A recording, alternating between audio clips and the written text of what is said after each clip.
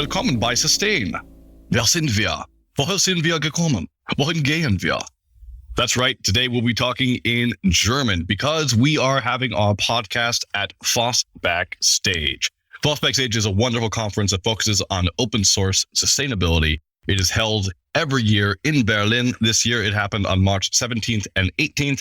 It is hosted by the wonderful Plain Schwarz. And I had the opportunity of attending virtually and interviewing attendees who were there in person.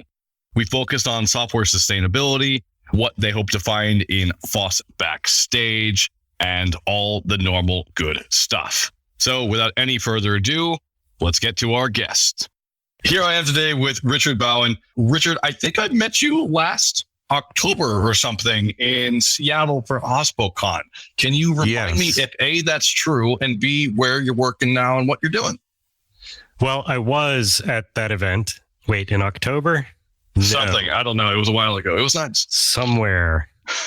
But anyway, at that time, well, and up until 2 weeks ago, I was with Red Hat. I'd been with Red Hat almost 9 years now. Most recently, I was the CentOS community manager. Yep. But last Monday, I started at AWS in the open source group there.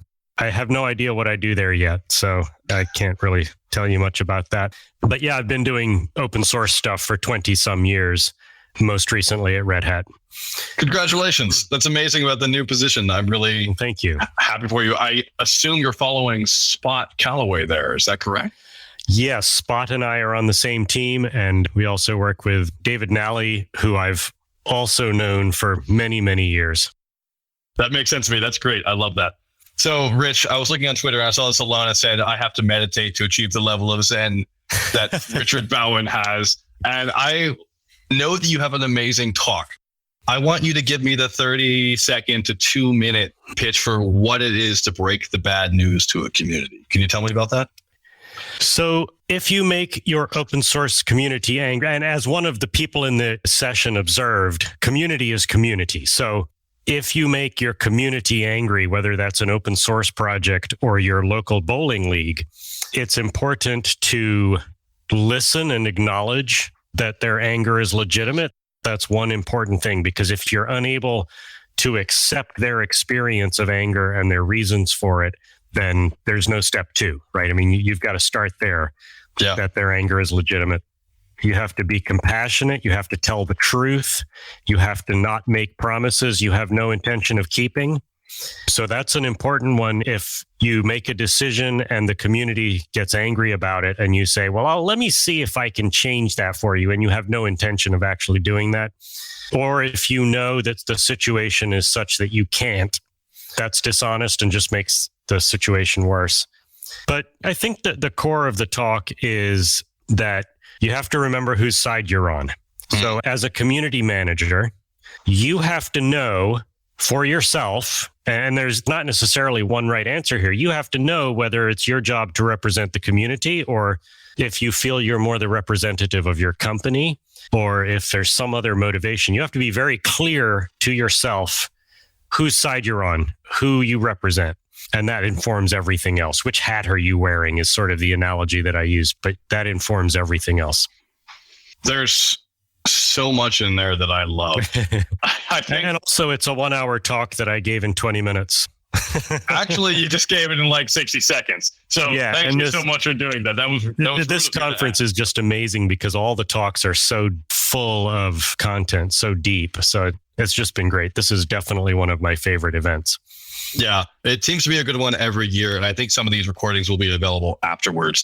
One of the things that really strikes me about how you talked about community and acknowledging emotions and listening is that it sounded very similar to how one would talk if one was like a therapist about a person, right? So you're talking about real people here. And I think that gets lost a lot. I think a follow-on question I have for that is, how do you authentically engage when it may happen that the incentives may be different? For instance, a lot of open source communities are actually run by companies where the company has a certain incentive towards a bottom line, towards investors, towards continuing to exist, towards not laying off anyone. And that doesn't always match with the community's needs in open source. Do you have any thoughts on what happens when incentives don't align? So this was actually brought up by one of the people in my talk, asked a similar question. And the answer is that you have to be authentic ahead before the problem happens.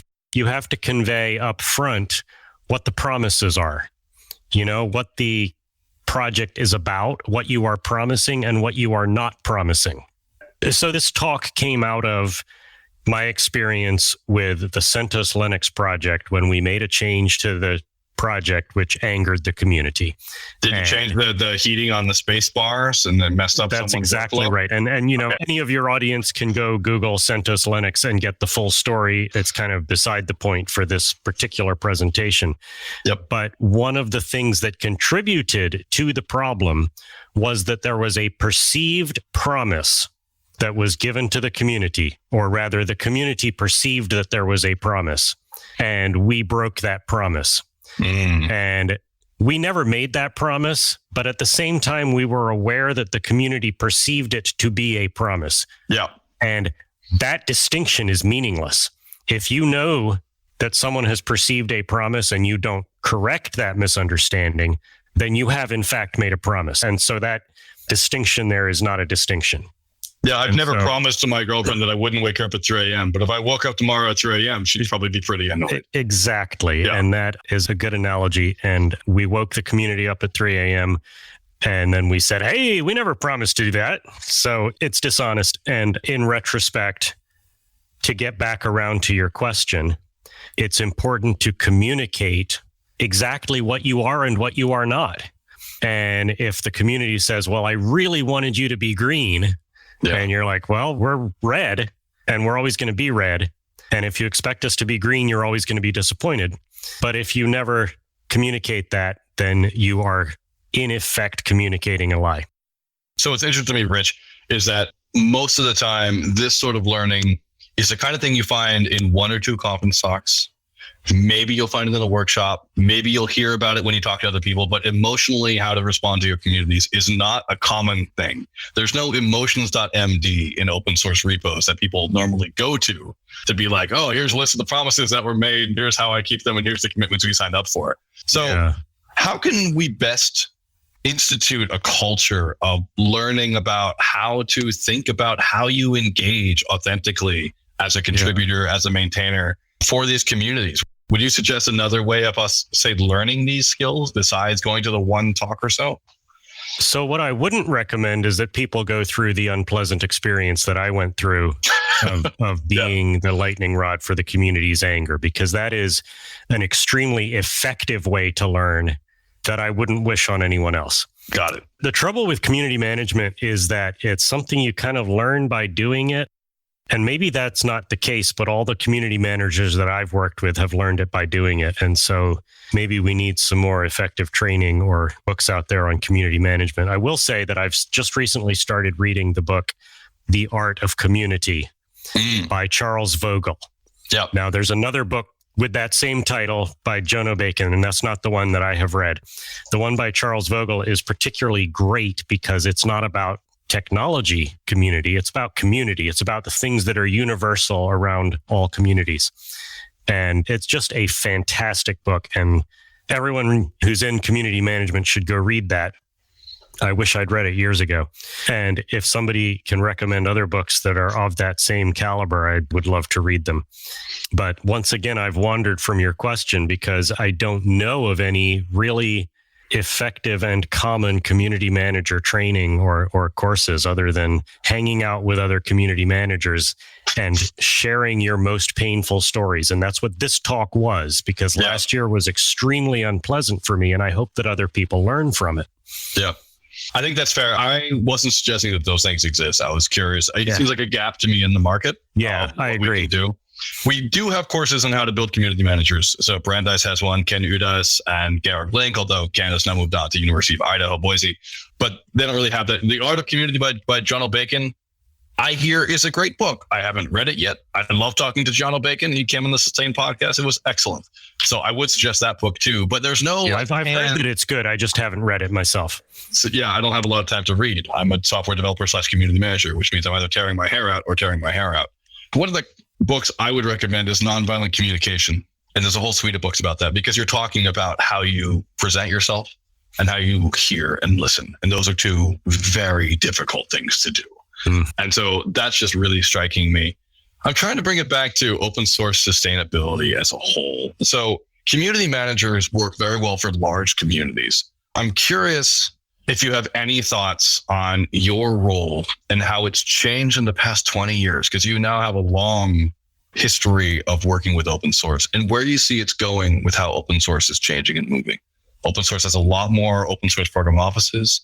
We have a lot more maturity in the ecosystem than we used to have. I'm not saying we're more mature, but the ecosystem is more mature. I'm just curious where you see the role of community managers going. So the biggest change that I've seen in open source over the past 20 years, and this is probably incredibly obvious, is more corporate involvement. Yeah. And so being a community manager 20 years ago was, first of all, not a formal thing. It was just something that I did in my spare time because I loved the community. And it was dealing with individuals, and there was a lot of individual interpersonal conflict to deal with and a lot of egos to deal with. But in today's culture, in today's open source culture, there are all these other issues. There are all these corporate issues. There are all these dealing with the press, dealing with your company lawyer who has objections to how you said something or which patch you've shared. Yeah. And so community management has become much more complicated because of all of the legal and corporate and international issues that just didn't seem to exist. And maybe they did back then, and I was just too young and naive to realize it. You know, the core of community management is still software is easy, people are hard. But I feel like the orbital issues have become much more about companies than about individuals. I would agree with that. Interesting. So I'm trying to think of where to go. I mean, I really just want to do this better. I think that's one of the reasons why it's hard to talk about for me, because community management is just impossible. I saw a really interesting quote recently from someone that says there is no community, there's just people working together on the same things. And I'm curious how you think of community, because that helped me shift what I saw as collaboration and effective community building. Am I just holding a space for people to say hi to each other, or am I actually helping people work on things? I'm curious what your thoughts are on that. So I've been with the Apache Software Foundation for the last 20 some years. And one of the things that we always say is community over code, or community is more important than code. And this always struck me as, well, not always. I suppose recently I've begun to think about the truth is deeper than just those two words, because community is not just a bunch of people who happen to be in the same room. Yep. It's people with a shared purpose. It's like you say, it's people that are working on something. Yep. And this particularly came into focus for me with Charles Vogel's book, The Art of Community, where he was talking about is some people that have a similar trait and, you know, maybe even have a similar pursuit. We are a bunch of people who like fly fishing. You become a community when you care about one another. You become a community when your decisions and your actions are not just about being a better fly fisher, but about making your friend a better fly fisher. And that is the distinction between a group with shared interests and a community. So yeah, community over code is a great thing to say, as long as you understand that an open source community exists because of the code and because of the shared interest in the code and in sharpening one another in the pursuit of the code. So it's the thing that you're working on is what brings you together. The care for one another makes you a community. I like that. I like that a lot. Rich, it's been great having you on. I want people to know where they can reach you online, where they can go to hear more of your thoughts. Do you have a blog? Do you have a Twitter account? That sort of thing. On Twitter, I'm R. Bowen. My blog is drbacchus.com, which is a nickname from decades ago that origins are lost in time, but that's where I am. Excellent. I hope that the wine is flowing, Bacchus, I guess, the Greek god of debauchery. But I also hope that you have a great time at Amazon. When you figure out what you're doing there, I would like to know. So please do post about that. And thank you so much for coming on today. All right. Thanks a lot. It was great talking with you. So everyone, this is the FOSS Backstage /sustain podcast room going on right now in Berlin. And sitting across from me at the table, although virtually as I am in Scotland, don't tell anyone, is Paul Berschick, one of the organizers of the conference. Paul, how are you doing today? Wie geht's? Oh, I'm doing very well. Hi, Richard. I'm happy to have the opportunity to talk now and to be on this podcast stage that I helped to dream up.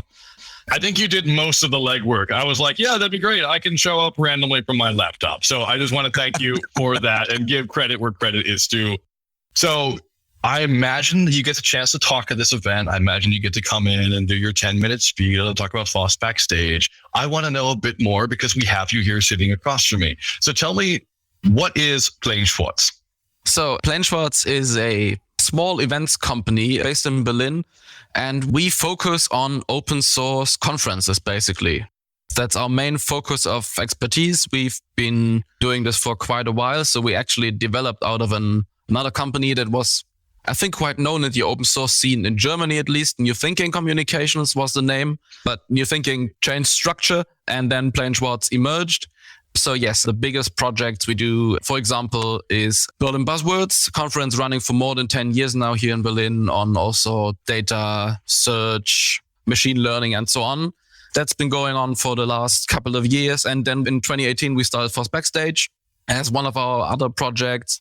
We were the producers of ApacheCon Europe in 2019. So this is the area we are working in, basically. Okay, massive area, massive scope. I love the idea of a conference group just dedicated towards open source, largely because that is the marketing bauble / term / buzzword / overarching thing in the mantle above the church door that I fall under. So thank you so much for holding that space. Tell me about how FOSS Backstage has grown since 2018, including, unfortunately, the COVID pandemic and how that has changed how it is run. Yeah. So in 2018, we kicked it off. So the idea came from Isabel Drost-Fromm, who is very well connected in the Apache sphere. She's been on the board a couple of times in the community development department. And she said, yeah, there are many conferences that all address open source conferences that all address, like they all have a community track. And there's always some, we talk about the community stuff a bit. But then that means that at, let's say, an ApacheCon, only the Apache people were talking about their community stuff. And then there was a Linux event and only the Linux Foundation people talked about community stuff, and they rarely ever met. But they are basically having the same issues because it's the same for everyone. And it's the same for companies in that space, smaller projects, bigger projects, and so on. And so we talked to her and said, yeah, actually, why not do like this open source meta conference? Let's not speak about the coding bit at all. Let's cut that from the conference and only do the governance, do the community management, address the legal stuff, and so on. And that's how it came about. And yeah, through Isabel's strong connection to the Apache Software Foundation, that was our starting point, actually. So in 2018, we worked together with them to get it off the ground, to get it running. We had an Apache Roadshow associated with it. And it was a very, very nice event. About 300 people, I think, we had there together, as I said, with the Roadshow. But it was very Apache focused. I'm not saying that's a bad thing, but we brought in a few other people, but it still was the Apache-ish event. So then in 2019, it didn't happen for a number of reasons. But then in 2019, we were like, okay, let's do it again. Let's try 2020, great year. And so we planned an event. We said, let's keep it small. Let's try a local approach in Berlin. And we planned it for 100 people. We got about that in registrations, and it was scheduled for March 2020. Oh, schade. And it just about happened, but we were feeling the first big impact of the pandemic. So it was actually the last on-site event that we did for 2 years, really. We had like 50 people, so half of the people basically canceled, couldn't come. Some speakers couldn't come, so we had them remotely. The first time we had that at a conference, actually. So yeah, 2020, it was still a nice event. People had, I think, great conversations and enjoyed it, but it was much smaller and it was not what we wanted to do. So then in 2021, we went fully online. That went well, and it helped us massively to reach audiences we didn't reach before. We did a lot of outreach and we spoke to people like you, Richard, and tried to broaden really the audience that we have, people that know about us. And I think it did us well because this year being back on site or at half. Yesterday was online only. Today we broadcast this stage and all other stages are on the online platform for everyone to join. And we have around 60 people here on site. And yes, I think actually in a weird way, the pandemic helped FOSS Backstage to grow. And from reflecting on events in general, I think live streams are here to stay. Online connections are here to stay. And also having speakers present remotely, not only because of pandemic reasons, but I think let's look at sustainability, at climate change and so on. If you have one talk, basically, you don't have to travel from around the world to give that one talk. There's no other reason to come to Berlin. So I think it will be more common for people to connect online to give their talks from a distance.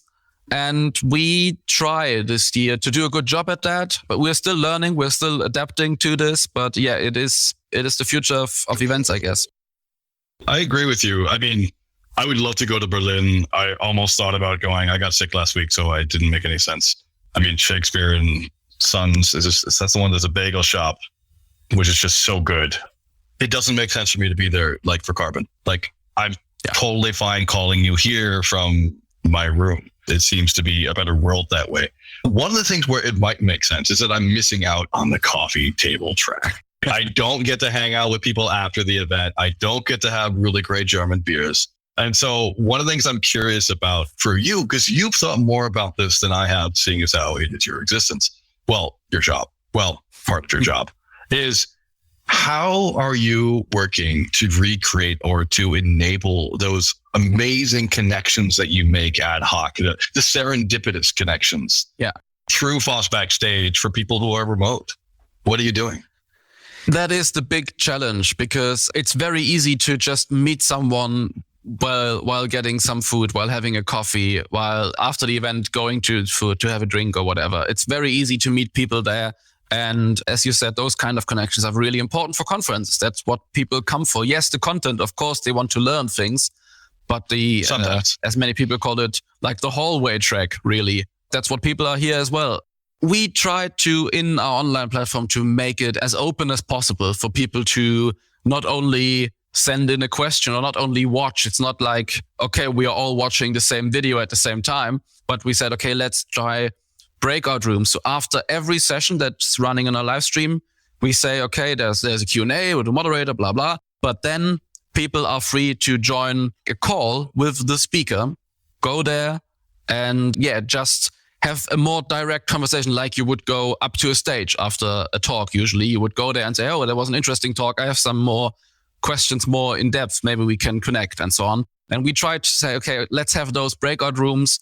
And I think they're working fine. They're not replicating it as it is on site, but I think they're doing a good job there. And then, we tried different kind of tools. So this year we implemented in the platform it's a tool that it's working like chat roulette, but without the negative consequences that chat roulette brought with it. So it's like a tool where you basically click, okay, I want to meet someone. And then you can have a short call and then speak to people. And we had different tools where you can have like a group conversation, but there's we call it like a spatial chat or whatever. There's Gather, there's Wonder, whatever. There are different tools, and we try to implement things like that and say, okay, so yesterday after the online event, we said, okay, there is a little online get together, and a few people joined, and you have the possibility to space out in the same area, and you can join different groups and have different conversations all in the same space. And you see who's talking to whom, and you can join a conversation that's going on and so on. And it's a bit more of the feel of walking through a conference venue. It's not 100% the same thing, of course, but I think tools will evolve further. We didn't have those tools 2 years ago. Now they are available and they got better and better. And I think, and I hope this is a continuous thing, and they will get better and make it easier for people to connect. I think so too. Although I'm often a bit wary about virtual spaces. I mean, I've been into the metaverse. I've talked to people there. I looked at billboards and NFTs, and let's not talk about that. And I've also, talked to my friend Brian Switchkow, who runs one of these community open spaces. He had his wedding on a virtual space. We were all there. It was pretty cool. And they're interesting, but I'm also a birder. I'm basically a Luddite. I want to feel dirt when I'm outside. There's a whole other conversation. We could keep going in that vein and talk about the future of those things. But you Paul, are a particularly interesting spot because not only are you building spaces for conferences and trying to make sure people connect together, you're also building spaces for this weird subset of people who do open source coding, which the majority of open source coding, I'm going to argue without any evidence for this, happens without people meeting each other online through using GitHub or Git or other sort of resources. Happens asynchronously and not in the same location. How have you noticed, given your place in the community of like event organizers, that your particular clientele influences how you build these spaces? I'm just curious whether it changes how you view things because you do open source stuff. Yeah, it is a different approach there, but it has to be everything we do, all the things we try out. It is always a kind of a conversation. We try to involve our community of people we know as much as possible and to figure out, okay, what is the best way to engage those people? Because I think if we do a top-down approach, it won't work. So we can have ideas and we can dive into those ideas and we can get into the technicalities, how to do it. But then we always have to speak to our program committee, to people like connected to us, to former speakers and so on and so on. And it's a very collaborative process, how we do FOSS Backstage. So a bit like I spoke to a friend of mine who started a podcast as well. And I spoke to him and he was like, yeah, oh, you do a conference, I do a podcast. Maybe there's something we can do together. And then we spoke about, oh, maybe podcast is a good idea. And then the idea came together. And that's how many things work, really. Yeah. There is a conversation going on. You talk, you think about it, you talk to someone else about the same thing. You bring a lot of ideas together. And then we say, okay, let's just try it. Let's do it. Let's bring a podcast stage here. Let's try this tool someone said that worked at another place and so on and so on. I think it's more a collaborative process than other events probably have, because we profited a lot from having a strong community of people who care about the topic, who care about the event, because it's people say, okay, that's the place where I meet people that I only meet once a year. So everything I do in open source is, as you say, I'm sitting on that time zone, someone on that. We never really communicate directly. But this one time we come together for FOSS Backstage, we come together for Berlin Buzzwords, where all those search people meet each other. It's this once a year thing. Yeah. And so people care, and that helped us a lot.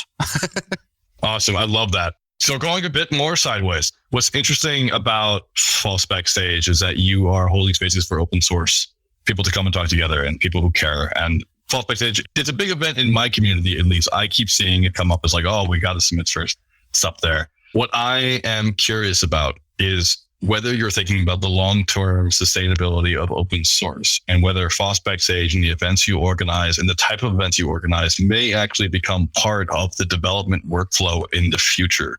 Maybe not through your company, but through more events like this and more asynchronous or synchronous talking and sharing.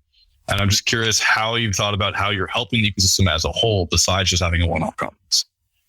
Yeah, conferences like we do, like those one point in a year, this one date where people meet, they are interesting to gauge what the state of the discussion is, because you bring all this together.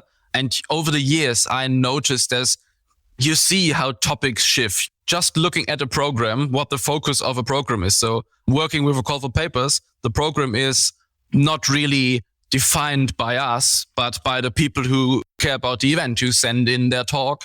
And the best ones get in. And then you see, okay, there's this topic development this year. There's a lot of funding and security are two things that popped up a lot this year for obvious reasons.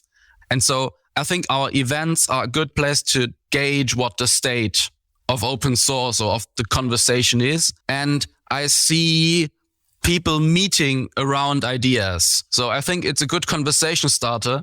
And I hope we or other events like ours can bring people together to meet here, to discuss it once, but to stay in touch and maybe build a new sub-community around this issue. Because I think this is one of the strengths of the things we do. We bring different people together. They might not meet in their usual space. They meet here around a certain topic, have this personal connection because, they had this nice chat, and then align their efforts maybe. And then a year later, we see, okay, did anything come of it? So as a conversation starter, I think it works well. And I hope it can also influence conversations and bring topics forward. I like that. I'm going to ask a hard question. So You said the FOSS Backstage has a thumb on the pulse of open source or something similar to that. And that seems to me to be true. I'm looking at the names and I recognize a lot of these names, people giving talks. Tom Spot Calloway, awesome. Ruth Sheasley, Richard Bowen, Denise Cooper, Mary Norden, Salona, Ana Jimenez. Like, these are names that I know from the past that I've seen around. The vast majority of these names come from large corporations or have been around for so long they've been in and out of them. And they have worked with basically open source at scale. Almost all these people work with open source at scale. I did not see a lot of names I don't recognize from part-time open source maintainers who maybe have a couple 100,000 NPM downloads, or people who do stuff on Ruby, but maybe do this in their spare time, or maybe do it for work, but they're not part of a large corporation. How do you feel FOSS Backstage could do better at actually accessing the rest of the long tail of open source developers? Or do you see this as being an issue? Like, what are your thoughts on that?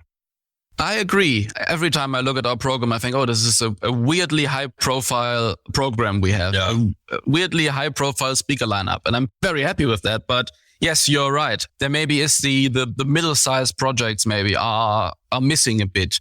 I'm happy to confirm, there are a few people of those categories in the audience. So they are part of the conversation. But yes, I think it would be better for the whole conversation, better for our conference to bring them in more, to have those voices heard a bit more.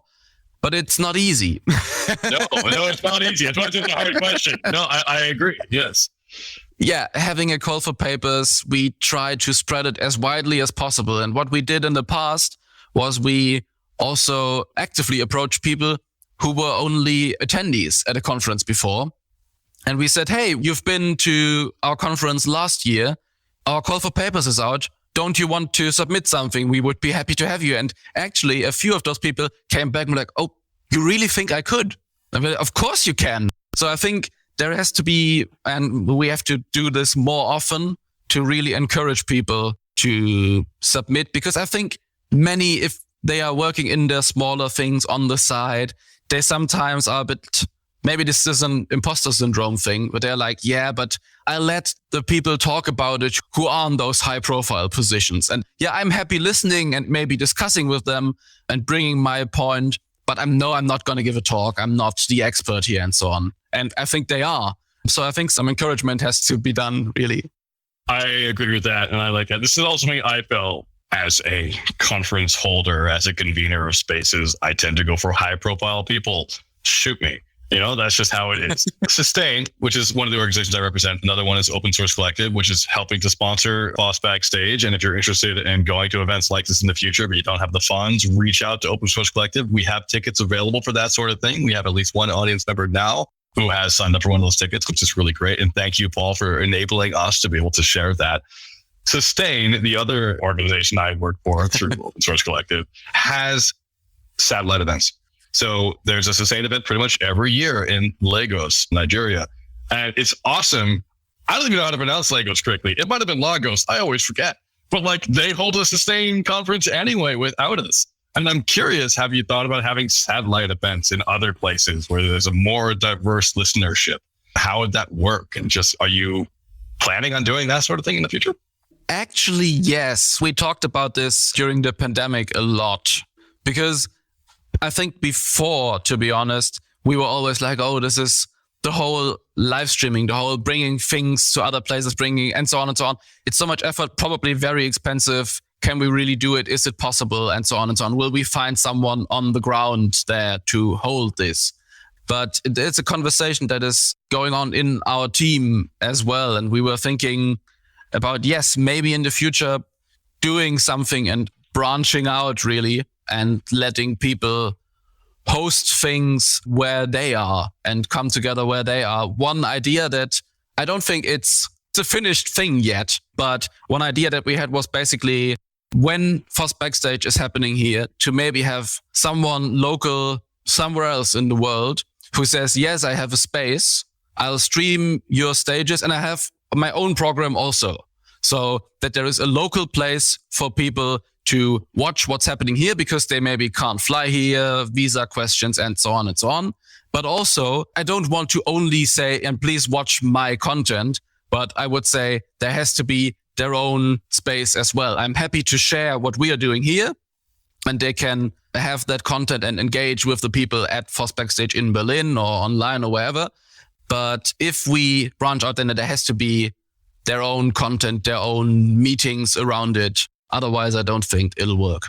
But I think that's possible. And I think it's probably the nature of distributed events. And there are conferences that work on this level. And I'm excited about that going forward. Paul, thank you so much for coming on. Obviously, you are Paul Berschick, and you run FOSS Backstage, which is happening right now in Berlin. For those of you who are listening to this after the fact, this is an awesome conference that you should submit to next year, and you can. As Paul is saying, you too are an expert. You can find Paul online at the PB on Twitter. That's only 5 letters, and it's a good handle. Paul, it's been great having you, and I hope to hear that it's an overwhelming success. Thanks a lot. Thanks for doing this podcast. All right. I really hope you enjoyed that. Once again, this has been a Sustain/FOSS Backstage interview. If you're interested in talking more about these subjects, you can always check us out on Discourse at discourse.sustainoss.org. That is our website. We have a whole forum. We're just waiting to hear from you. We're also curious about your thoughts in general. So feel free to send us an email at podcast@sustainoss.org or on Twitter @sustainoss. Thank you so much for listening, and I hope you take care.